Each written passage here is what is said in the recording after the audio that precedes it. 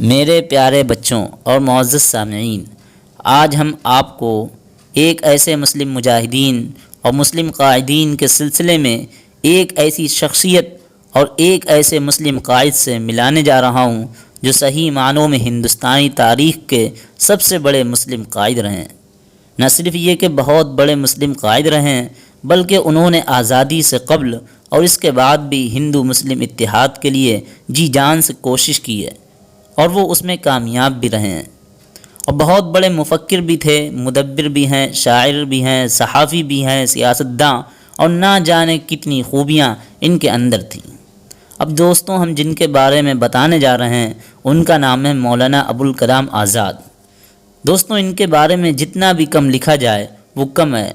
خوبرو شخصیت، چمکتا چہرہ، بولتی آنکھیں، اور ہمیشہ قوم و ملک کی فکر کرنے والے مولانا ابوالکلام آزاد مسلمانوں اور ہر اس حب وطن کے لیے ایک قیمتی نگینہ ہیں اور رہیں گے جو اس ملک سے سچی محبت اور عقیدت رکھتا ہے۔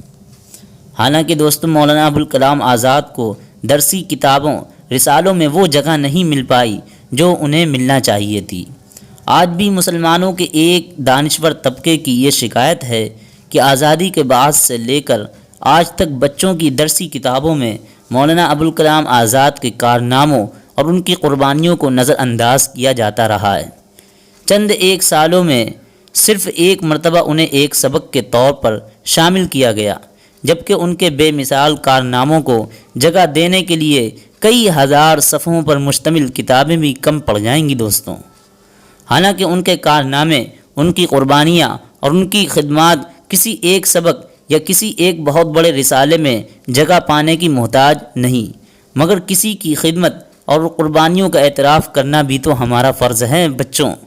ویسے قوم کے کئی موقر اردو اخبارات اور باضمیر رسالوں نے ان کی باوقار شخصیت کو چند پروئے میں سمونے کی ضرور کوشش کی ہے، جن کے لیے وہ یقیناً مبارکباد کے مستحق ہیں۔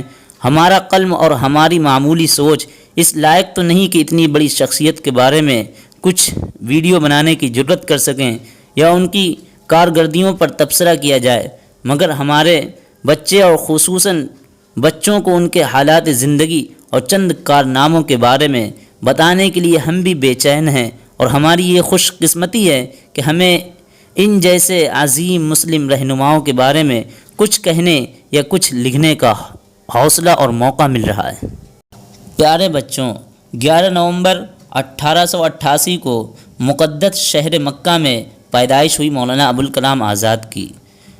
بچوں، ان کے والد کا نام مولانا خیر الدین افغانستان کے شہر ہرات سے تعلق رکھتے تھے، جبکہ والدہ کا تعلق عرب سے تھا۔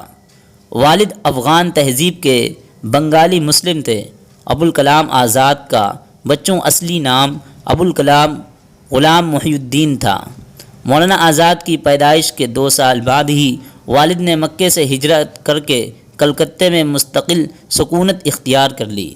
کلکتہ میں ہی رہنے لگے، کیونکہ مولانا کا خاندان ایک غریب طبقے سے تعلق رکھتا تھا، اس لیے ان کے گھر والے روایتی تعلیم کے حامی تھے اور وہ چاہتے تھے مولانا آزاد گھر پر ہی اپنی تعلیم حاصل کریں۔ والد نے مختلف شعبوں میں مہارت رکھنے والے ماہر اساتذہ کا تقرر کیا جو مولانا کو گھر پر آ کر پڑھا جاتے تھے۔ سب سے پہلے مولانا آزاد نے عربی اور فارسی کی تعلیم حاصل کی، اس کے بعد فلسفی، جیومیٹری اور ریاضی میں مہارت حاصل کی۔ یہ بات کافی دلچسپ ہے کہ انہوں نے ذاتی طور پر عالمی تاریخ، انگریزی اور علم سیاسیات کا مطالعہ کیا۔ یہ وہ چند علمی ادبی خصوصیات ہیں جن کی بدولت مولانا عالمی شہرت کی بلندیوں تک پہنچے۔ مولانا نے نہ صرف ان تمام علوم میں مہارت حاصل کی، بلکہ مکمل دلچسپی کے ساتھ ان کا اپنا ذاتی اور سیاسی زندگی میں استعمال بھی کیا۔ قرآن کا بھی ذاتی طور پر خوب مطالعہ کیا، اس کے معنی مفہوم کی گہرائی تک گئے، مذہب اسلام کا گہرائی سے مطالعہ کیا، اس بارے میں بھی عوام کو آگاہ کیا۔ قرآن و حدیث کی روشنی میں ان کی کئی تحریروں نے کافی شہرت حاصل کی۔ مذہب اسلام، قرآن کے بارے میں لوگوں خصوصاً مسلمانوں کو صحیح علم ہوا، اس کے لیے افغانستان، عراق، مصر، سائریہ، ترکی اور عراق جیسے مسلم ممالک کا دورہ بھی کیا انہوں نے۔ ان ممالک کے دانشوروں سے ملاقات کی، تبادلہ خیال کیا اور مسلمانوں کو بیدار کرنے، اسلامی شاعر سے واقف کرانے کی کوشش بھی کی۔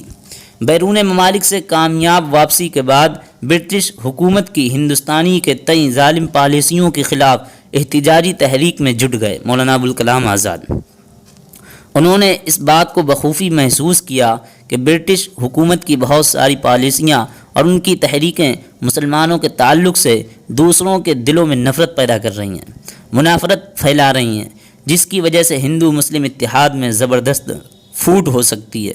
اس کے بعد انہوں نے تحریک آزادی کی جدوجہد پورے ہندوستان میں شروع کی۔ 1912 عیسوی میں ہندو مسلم اتحاد اور ہندوستانیوں میں آزاد کی تڑپ پیدا کرنے کے لیے ایک اخبار الہلال جاری کیا، جس نے ہندو مسلمانوں میں اتحاد پیدا کرنے کے لیے ایک بہت بڑا رول ادا کیا۔ اس اخبار سے برٹش حکومت لرز گئی اور کانپ اٹھی، انہیں اپنے پیر اکھڑتے نظر آنے لگے۔ اس لیے 1914 عیسوی میں انہوں نے مولانا آزاد کے اس اخبار پر پابندی عائد کر دی۔ مولانا نے پھر بھی ہار نہیں مانی۔ کیسے مانتے؟ انہوں نے اس بات کا تحیہ کر لیا تھا کہ وہ ہندوستان سے انگریزوں اور برٹش پالیسیوں کا صفایا کر کے ہی دم لیں گے، چاہے اس کے لیے انہیں کتنی ہی صعوبتیں برداشت کرنی پڑیں، کتنی ہی مصیبتیں جھیلنی پڑیں۔ اسی عقیدے اور وطن سے بے پناہ محبت نے انہیں ایک دوسرا پرچہ جاری کرنے پر مجبور کر دیا۔ دوستوں، اس اخبار کا نام تھا البلاغ۔ اس اخبار نے بھی دھوم مچا دی۔ ہندو اور مسلمان بھائی چارگی اور محبت کے بیج بونے لگے۔ عوام میں آزادی کی تڑپ ایک بار پھر پھٹنے پھولنے لگی۔ انگریزوں کو یہ فضا راس نہ آئی اور انہوں نے 1916 میں اس اخبار پر بھی پابندی عائد کر دی۔ انگریزوں کو لگا کہ انہوں نے مولانا آزاد پر شکنجہ نہیں کسا تو وہ پھر کوئی تحریک چلائیں گے اور انہیں یہاں سے بھگا کر ہی دم لیں گے۔ اس لیے انہوں نے مولانا آزاد کو گرفتار کر کے نظر بند کر دیا۔ 1920 عیسوی میں پہلی جنگ آزادی کے بعد مولانا آزاد کو رہا کیا گیا۔ بچوں، جیل سے رہا ہونے کے بعد بھی مولانا آزاد کو کہاں چین آنے والا تھا؟ جیل میں قید و بند کی صعوبتیں جھیلنے کے باوجود ان میں ملک کی آزادی، عوام کی فلاح اور مسلم قوم کی سرخروئی کے لیے بے پناہ جذبے تھے۔ تحریکیں تھیں جسے انہوں نے بروئے کار لایا اور کامیاب بھی رہے اس میں۔ اسی دوران 1920 عیسوی میں کانگریس پارٹی میں شمولیت اختیار کر لی۔ یہاں بھی ان کا اولین مقصد یہی تھا کہ سیاسی پارٹی میں شمولیت اختیار کر کے وہ آزادی کے لیے ہی جدوجہد کریں گے، ہندو مسلم اتحاد کے لیے کام کریں گے۔ 1923 عیسوی میں دہلی میں ایک اسپیشل سیشن میں انہیں کانگریس پارٹی کا صدر منتخب کیا گیا۔ پارٹی کا صدر بننے کے بعد ان کی سرگرمیوں میں اور تیزی آ گئی۔ 1930 عیسوی میں گاندھی جی نے نمک کا قانون کی ستیہ گرہ تحریک میں بھی شامل ہوئے اور گرفتار کیے گئے 1.5 سال تک انہیں میرٹھ کی جیل میں قید رکھا گیا۔ باہر آنے کے بعد ایک بار پھر ان کی تحریکوں میں تیزی آ گئی۔ 1940 میں رام گڑھ کے مقام پر دوسری بار کانگریس پارٹی کے صدر منتخب ہوئے۔ 1946 تک صدر رہے۔ 15 اگست 1947 کو ہمارے ملک نے آزادی کی فضا میں سانس لی اور اس بات کو تسلیم کرنا پڑا گا کہ ملک کو آزادی دلانے میں مولانا آزاد کا سب سے نمایاں رول رہا، مگر آزادی ملنے کے بعد بھی وہ کچھ باتوں کو لے کر بے حد پریشان رہنے لگے۔ مولانا آزاد بٹوارے کے سخت خلاف تھے۔ ہندو مسلم اتحاد تھا۔ ان دو مذہبوں سے بننے والے ایک بہت بڑے ملک کی تعمیر ان کا بہت بڑا خواب تھا جو چکنا چور ہو گیا۔ ہندو مسلم اور دو ملک کے بٹوارے سے انہیں شدید تکلیف پہنچی اور یہ تکلیف ان کی آخری زندگی تک برقرار رہی۔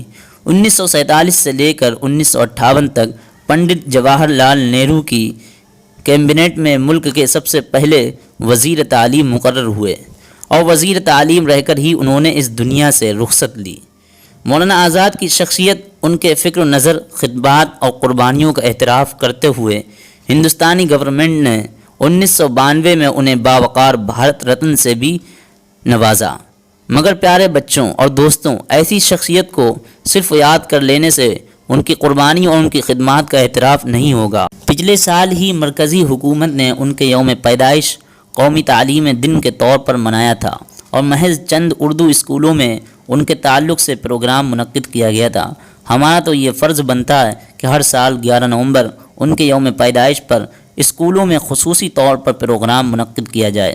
14 نومبر کو پنڈت جواہر لال نہرو کے یوم پیدائش پر جہاں پورے ملک میں پورے جوش و خروش سے بچوں کا دن اور بالک اتسو منائے جاتے ہیں، ہمیں بھی ان کے یوم پیدائش پر اپنے اپنے طور پر چھوٹے پیمانے پر صحیح مگر احترام سے کسی کے حکم کا محتاج ہوئے بغیر قومی تعلیم دن منانے کی کم از کم جرت تو ضرور کرنی چاہیے۔